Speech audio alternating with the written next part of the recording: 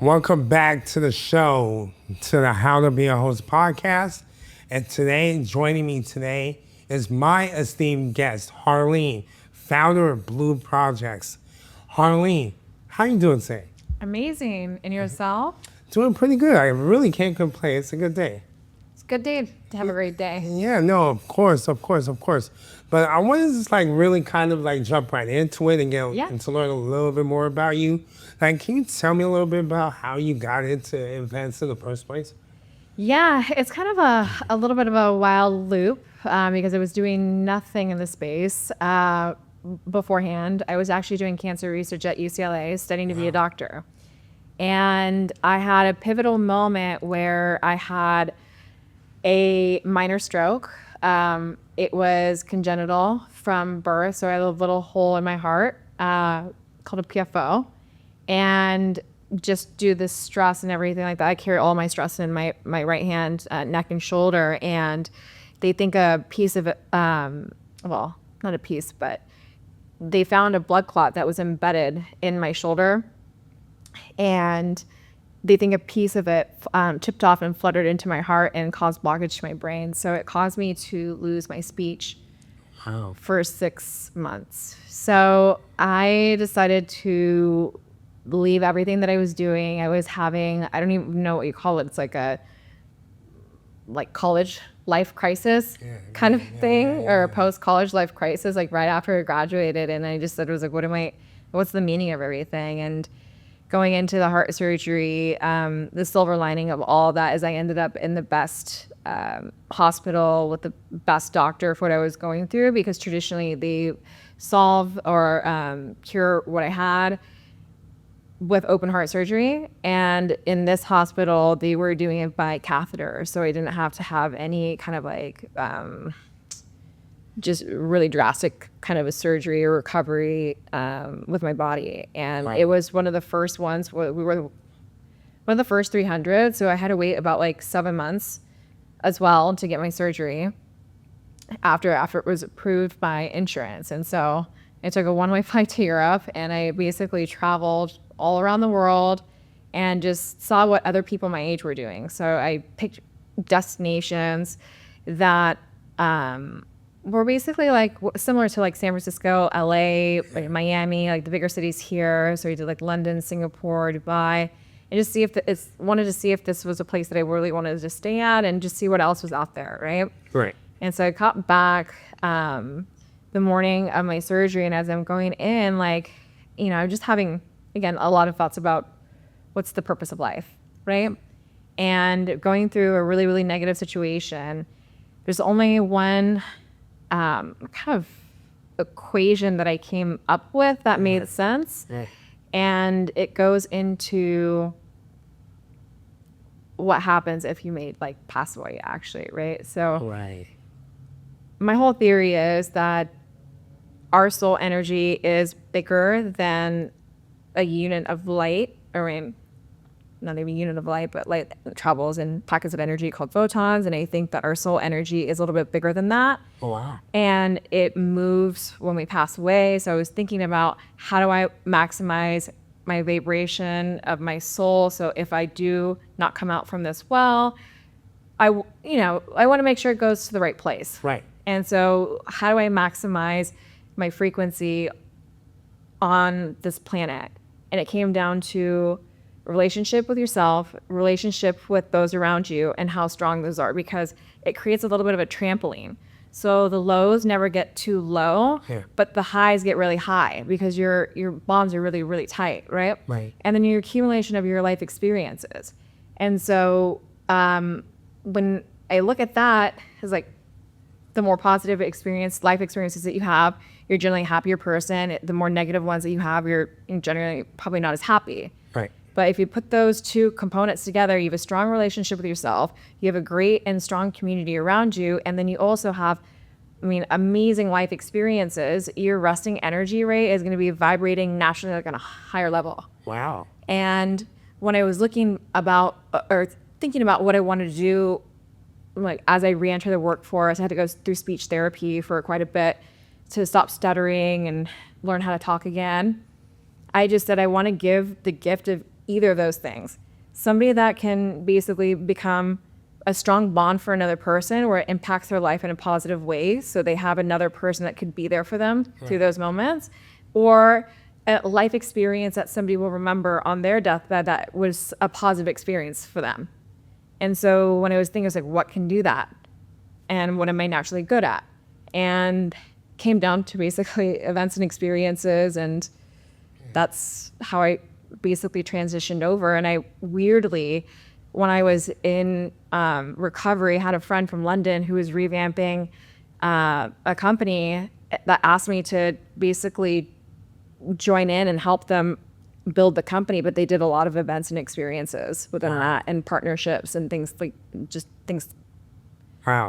with people. Yeah. So I mean, first of all, that was a very, very inspiring story. Like, I would have never guessed you've been through all of that. yeah, it's a weird one. Yeah, it was definitely a roller coaster, but you made it through. And I love how you made that connection into events, and all of those elements kind of, revolve in events when you think about it, right? It's about community. It's about understanding yourself and understanding how you operate with other humans, right? So that connection really does tie together really well. So really, really proud of you. And honestly, you've done phenomenally well with all things considered. I'm so proud of you. Appreciate it. And you are a driving force in the event space. So just for the listeners at home listening to your story, I'm sure I'm not alone with this level of inspiration right now. This is great. Well, it was Yeah. definitely an interesting one with a very conservative Indian family. Imagine how that conversation was with me. I am not going to do med school. I'm not going to do, all this stuff. I'm going to go create experiences and events. And Oh, yeah. I imagine, having, I come from a very conservative family where everything needs to be very traditional, whether you're going to be a doctor or a lawyer. There's really not that many gaps in between, No. right? So I definitely understand what that feels like. So I'm curious, though. Are you able to talk to me a little bit more about the first event you worked on? What was that like? I did a lot of smaller events with different boutiques and brands. Like, for example, with like Tom Ford, we would like shut down the store on Rodeo, and then we would do like a color matching experience with all the guests, like mostly male, to find what color suited them best. We did stuff with Chanel where we shut down the store and basically showed them the video, like how the bags were made, just understand the value, like the cost that you're doing. But those were, pretty plug and play, even with, I forget, I mean, a lot of things in the fashion industry. But then I think the first one that I would say is kind of more aligned to what we were doing now was for a private members club, and we took about 30 guests to Iceland to go chase the Northern Lights, and we basically planned the whole experience from scratch. And every day was a different thing, and it was pretty incredible, from going into the ice caves and to experiencing one of the number one artists from Iceland in a private setting, overlooking like all of the ridgeline of the glaciers. I mean, it was pretty insane. And then all the waterfalls. Very, very. I still one of my favorite experiences today. Wow. I mean, out the gate, doing an event that like grandiose is, life-changing, I would say. You know what I'm saying? So how many years were you in events before you started your own company? How did that happen? So when I kind of transitioned out of medicine, the first kind of roles that I had were building partnerships within luxury, not like brands, but luxury concierge services. One was Quintessentially, one was Velocity Black, where we had a cohort of high net worth individuals that we were catering to. So it was my responsibility to have relationships with the very best in life. And so whether it was from like dining, hotels, nightlife, just even on the vendor side with all of the retailers and just things that are hard to get. So that's kind of where it started. And then when I was talking to the vendors or the different clients that we had or partners that we had, they were like, oh, we should do an event together because you guys have the people. And so we would marinate and cross-pollinate, both of our visions and come up with something. And so like those two examples that he gave over with like Tom Ford and Chanel, that's how those happened. Nice. And then, I got poached from Quintessentially to Velocity Black, and then I got poached to another startup to basically build experiences for talent. Okay. And that was a different slice because I went from moving or working with high net worth individuals to celebrity and talent. And so I love that. you see the way the brands kind of shift the focus, how the experience is different. And it was basically like very few ropes with working with talent and brands. So that was a very interesting experience. And then unfortunately, during COVID, that went under. And after that time, I launched my own company. So wow, it was kind of a forced decision. I think I was going to do it. I mean, to be honest, leading up to the launch, you had a very impressive resume. I'm talking about these brands that I'm very familiar with. You know what I mean? Velocity Black. I mean, I think you were able to get like a front row seat into how that was my brainchild. I fixed all the problems that I saw with Quintessentially with the first iteration of Velocity Black and what we could do better with technology, because that was the only piece that was missing. Wow. Everything at Q was very hands-on, email-based, and what we did is flip everything towards an app and made everything available for our membership community via app, and response times were really, really fast, and you could just do it anywhere. So it just expedited what Quintessentially was doing. Yeah, no, I'm a huge fan. I kept really close tabs on like Velocity Black, their founders and what they were doing at the time. I loved everything about it. So it's really impressive to hear that you came from that team as well. I love that a lot. So like, to shift gears a little bit, I'm curious about Bleu Projects. That's your company. Yes. So what do you do? Can you talk to me a little bit about that? Yeah, so we're an experiential marketing agency, and I think what we're most well known for is our events, and then kind of curation on guest list PR, and so, like a little bit more on the partnership side. But we do everything. When a client comes to us, basically we look at what they're struggling with or what they need support with. I like to see our team as, how do I say, it's like an instant add-on to your internal marketing team if you have one, or marketing PR events team if you have one. And then if you don't, we kind of come in and take everything over and take a look under the hood and see, what are we working with? What is the messaging that we need to get across, and how can we make this come to life digitally and then in real life? Oh, wow. And then, so it starts there. And then I would say like the second part, which is the guest list curation, just because of the worlds that I've been in and the clients that I've had. So the two main buckets that we've been working with were our high net worth individuals and then talent. And then most of our team that supports those roles also have great relationships in those areas. Wow. I love that. There's, it sounds very dynamic. Yeah. I love that a lot. So like, can you tell me a little bit more about like, how is your team structured? Like, are you like running this on a tight ship?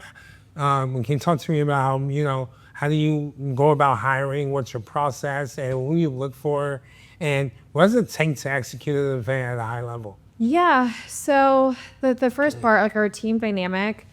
So one of the things that I also wanted to fix and iterate with our company, especially in the world of luxury, is to make sure that everybody that we hired on our team lives a life that we're selling, right? So the experiences that we're suggesting, somebody's been to the hotel, somebody's been to the restaurant, they know the menu, that kind of a thing, right? So within that kind of mentality and mindset, I do not want them to stop traveling and stop experiencing, right? So when we had the decision to do an office, not do an office, I said, let's not do an office. I want to give you guys the freedom to be always working and traveling, just on event days or event weeks. Like we need to be here, like boots on the ground, X amount of time. It just depends on the amount of the work for the project before the event. Wow. But that way they come back in with all this extra knowledge, and the more the merrier, and we share it all, and our clients benefit from our personal travels and experiences. So essentially you guys are like bringing that collective insight to the table, and you're using that and you're translating that into execution. Yeah. Wow, that's really impressive. I think right now I just learned a new gem. You know what I'm saying? I think that's something that I'm gonna, make a mental note on. I like It's that. important. Yeah, you gotta know what you're selling. Yeah. 1,000%. I agree with you. 100%. So, like, what do you think people wish they knew when they're thinking about starting a company? Like, what, you being an entrepreneur, what tips do you have on it? Mine was, like I said, a little bit forced, because when COVID happened, I definitely was like, I don't want to work for anybody else. I have enough experience under my belt to do what I want to do. And I also want to create the culture in this company the way that I want it. And I want it to be easy, lax, and just, it's really hard when you're in hospitality service-based industries, because your team is always overworked, right? Yeah. So I want them to have a level of ease within the chaos that exists in the space. Yeah, absolutely. But I will say it was scary. And the way that I did it, and this, for anybody, this advice is accountability based. Yeah. I launched it on my birthday, and I did it in front of all my friends when I just made the LLC and got the structure done. And I said I was going to do it, and I said it in front of all of my best friends during my birthday. Wow. And that way I have the strongest accountability group, because I can't not do it. Right? It was your birthday gift. Yeah. Well, yeah, but it's more of like, okay, like I said that I was going to do it. Yeah. Now I have to, be a person of my word, and I have to commit to it. And having accountability, sometimes you can do it yourself. Yeah. Sometimes there's a little nice push from your friends and family. Yeah, of course, that helps. For sure. So that's I think that's what drove it to come to fruition super fast, because as like I said it, and I can't go back on my word. Yeah, exactly. Once you put that out in the universe, it's already there. It's there. It's stuck. But you did it, and you're diving, so you should be proud of yourself, and I'm sure all your friends are. You know what I'm saying? For sure. But I want to shift gears quite a little bit into more client acquisition. Can you talk to me about how did you get your first client once you launched? So we were actually really blessed with that, because we had done so much work in the past within everybody in our team, and we just went through friends and family. So from that birthday experience that I threw in Malibu, and I launched everything just from that alone and our friends of friends, that's how we got all of our clients. So we had done like that. Wow. We had done no public marketing. Wow. So it's all been referrals from friends of friends, clients of clients, and just trickling down. And wow. Yeah. So that's very impressive, first of all. But does that scale? Yes. Well, I think what I wanted to do, obviously it's my first time owning my own company. Yeah.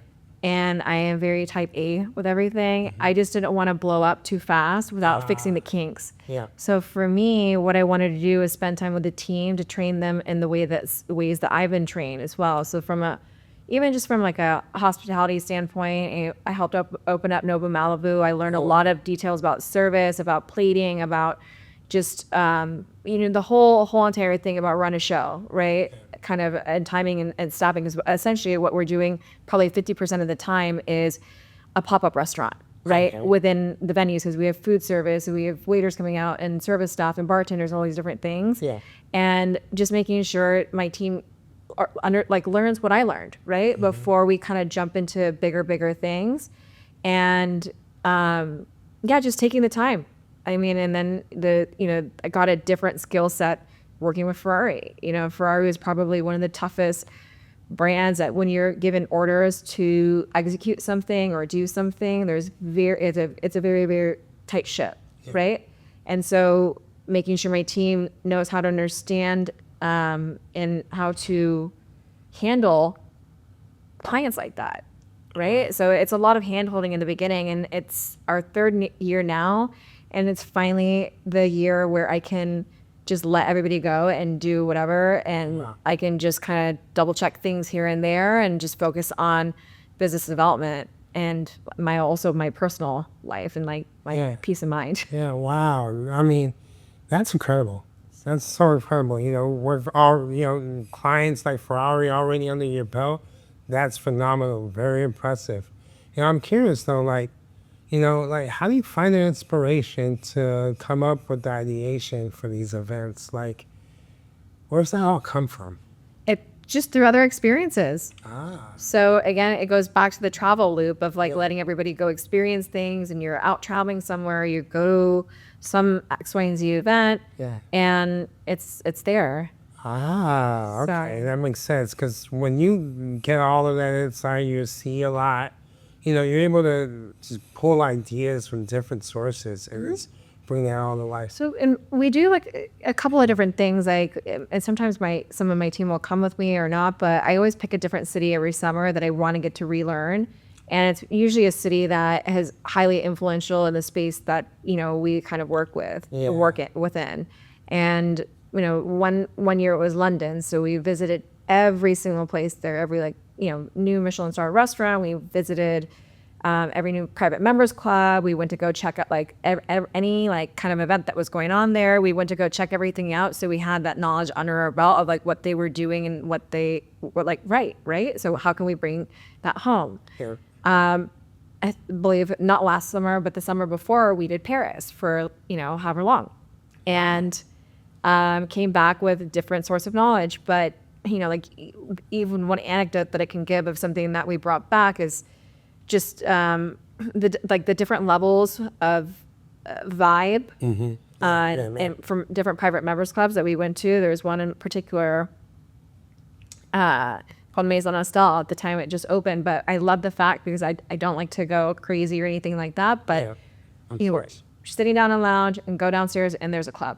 And so for some of the clients that we've mixed that element into that, where there's always like the music element that's like very vibey, very crazy, and then there's another place where you can like sit down and hear each other. Like I prefer the sit down and hear each other area, but if you want to go down, there's like the best of the both worlds. Oh, I love that a lot.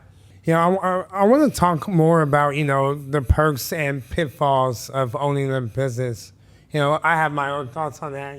Just going through the journey of building PCN Entertainment. But I'd love to get other insights from other leaders like you. What's been your experience? Perks? There's a lot. I mean, I'm very happy that I ended up making this decision to go on my own path and trust my guiding light into what I thought was, right for me. One of the things was just the freedom to create whatever I wanted and a business model that I saw fit for what I wanted to create without anybody else clouding my vision and telling me, oh, this might not work. We're not going to do this X, Y, and Z. And it kind of bleeds into another portion where when we're working with clients, I do not like the rigidness and like the resistance to flexibility in terms of how to negotiate a deal, because I think that every client is different and their needs are different. So we should be willing to work with each other on what that looks like, right? Yeah. And one example that I can give is even a client that we ended up taking on for like a dating app. I've never marketed a dating app before. So before we even signed a contract with them, I said, how about we do something first? Because I don't want to tell you that, we traditionally work with luxury and lifestyle brands. We know how to do that. It's like cakewalk, right? But for a dating app, there's different parameters that we probably look into. And I don't want to sell you something and then you're upset with it because we didn't market it correctly. Right. So I said, I have an idea. There's 3 different things that we're going to try. We're going to try like a dinner experience. We're going to try a brand activation, and then something a little bit more experiential, right? So we did those 3 things. All 3 things actually worked for the brand. Oh, wow. And we came up with a marketing plan that took into consideration those 3 elements. But, in the kind of like light of being so, how do I say, just like understanding about that kind of a thing and not taking before providing value, they ended up giving us equity in the company. Wow. So, congratulations. this one of those things I was just talking to my team, and I'm like, if I was at another company, if we didn't have a contract and we didn't say do this or do this, like, then we would have never even been involved with this bigger picture. Yeah. And one of the other things too that I thought was really interesting was we got an opportunity to, for like a nonprofit concert with Justin Bieber at one of the stadiums over here, and it wasn't a paid thing, and it immediately got rejected by a few people because it wasn't paid. And I said, I was like, this is for the greater good. If there's like, it's for the greater good. It's for a great cause. I think that we should still get involved in it. And it blew up into this whole entire experience, by the way. Really? Wow. And I mean, they shut down the stadium. It was for like, I don't know, like not more than like 1,000 people. And Justin performed his whole entire thing, and everybody got to experience it. And it was a really, really lovely thing. I love that. But I think making sure that you give it back as well and doing things for the community. Of course. That's vital. But those are opportunities that I saw that would have been rejected otherwise if there's somebody else clouding the vision. So I would say that's like a pretty good perk. Obviously, the flexibility in your schedule. Downfall is, it's scary. Obviously, you're leaving stability to potentially fail again, right? Yep. And if you have like a good track record with your work, you can take that risk because you can try something and it fails and you can go back into corporate, right? That's like always like the cushion. That's what I saw everything as. And it's also scary when you were, there's like this growth point where it's no longer just you doing stuff and hiring out a team to execute events or whatever it may be. And you start hiring people and you want to keep that team there, but they have their requirements of their salaries and what they need, and also growing your revenue to support that. And once you can do that, and it's like in a place where you have your core team that can help generate even more revenue. After you hit that stability, like that's the first time that I slept. Oh, wow! You gotta hit that benchmark, that revenue target. Because they have lives. They Yeah. have people that they need to do things with and pay for things and experience things. They have their lives, and I want to keep them, but it's selfish of me to keep them without giving them what they want. Right, exactly. So and also too, I didn't want to borrow any money. I wanted to just generate value, revenue, and then scale it as the revenue was there. And that first chunk was just the hardest. Yeah. So No, honestly, I think you've done incredibly well for yourself. So you're saying that you're able to do all this, no outside capital, you didn't raise any capital, no from any venture capital, nothing like that? nothing. Wow. And I was, it's almost like PTSD from all the other startups that I've been involved with, because I know how it's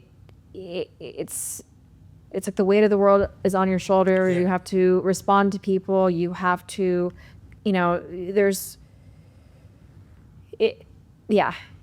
gets rid of a little bit of the creativity because you're just focused on generating revenue and you don't get to experiment with things that, like, for example, doing something for free to see if it would work, Yeah. You can't really test. Make those experiments that you would normally want to do.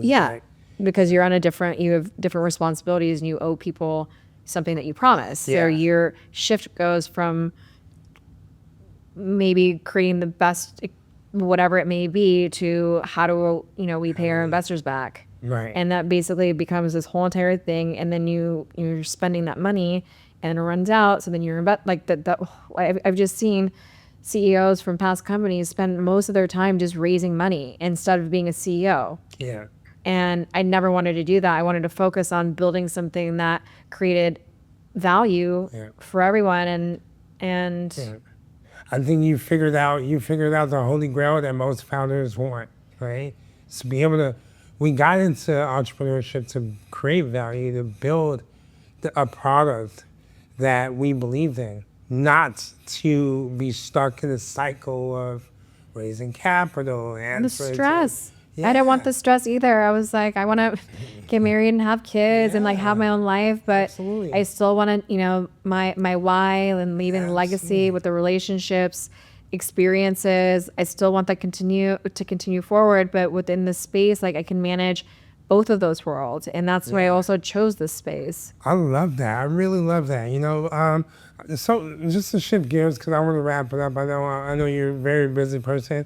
Like you spoke about work-life balance. You know what I'm saying? So like, how do you balance all of it with your personal life and being the boss? How does that work? How are you juggling it? First 2 years were pretty stressful. I would have to say, like, I lived through quite a bit of stress, like sleepless nights and just working to make sure nothing failed, because again, it just was like, I can't be involved with something that's like a third time around. I would just be like, okay, I'm going back to corporate, and I would dread just 9 to 5 situation. Yeah. So that inflection point that I was just telling you, where everything's kind of running and you have your core team and you have enough money coming in to pay them what they want, that inflection point, it was like the best for me, because then I could just even hire more people. Yeah. And I just did that, and there's no issues with my work-life balance right now. I feel like I have more free time than I've ever had in my life. Amazing. And I also trust my team to go off and execute what their responsibilities are. Yeah. Amazing. Amazing. I feel like you figured it out. I love that. I mean, you're a very impressive entrepreneur. You're doing your thing. I'm a huge fan of you already. I've attended one of your events myself, and it was amazing. Thanks for that, by the way. Of course. Before we wrap, though, I want to, if you could give like the listeners like some final tips, like what would you say are like, some key giveaways that you could give event professionals, some tips on, how to make sure that, their events don't flop. If you're working with a venue, specifically homeowners, make sure you have a great homeowner to work with, because it's one of the most challenging experiences to date that we've ever had is been not working with like venues like hotels and restaurants, because they're really well versed in events and experiences. It's always been the homeowner that hasn't really done many events but wants the revenue from it. Right. That has probably been the most difficult. And I would say staffing is probably the biggest thing you want to focus on, and making sure that your ratios are right in terms of food service, drink service, and along with that, security. So security, just depending on the nature of your event, especially with like live music and that kind of a thing with bigger names, security is probably your most like that vendor has to be dialed in. Spend time working through flow as well. I love that. I think, it's very spot on with that, making sure that you understand your organizational strategy and your operational strategy is on point, because events could be chaotic. Yeah. You know what I'm saying? And I love that. That's a really great final word for the audience. Before I let you go, is there anything else you want to shout out or plug or, just share about your company? No. No? Thank you for thinking of us. Yes, of course. Thank you for joining the show.